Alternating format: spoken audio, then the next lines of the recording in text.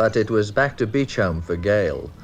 As no normal school was said to be available, she had to be put with children who couldn't be coped with in ordinary schools. Most of the time, young Gail lived with 250 other boys and girls, separated for one reason or another from their parents, and put away in one of Britain's biggest welfare institutions, Beechholm, a kind of children's town, offering as much help and hope as this kind of artificial life can muster.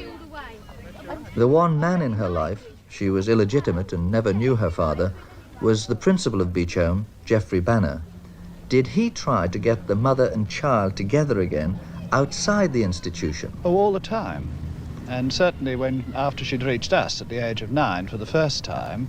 Being brought up in an institution like Beechholm, for that's what it was, an institution, affected all of us that grew up there. I was lucky, I coped, but perhaps by telling people about Beechholm will help them to understand how being a child in care has affected the rest of our lives. So Beechholm wasn't just the only home that I ever knew. The only family that I'd ever known lived here as well. And now, it no longer exists. But what a place it was.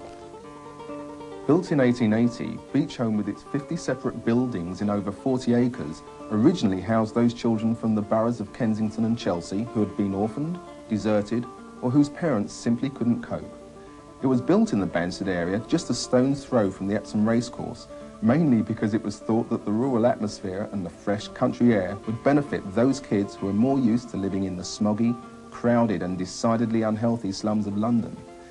In those early days, Beechholm housed about 720 children, but when I was there, the number had fallen to around 400 kids of every colour and creed you can think of, including children that were mentally or physically handicapped.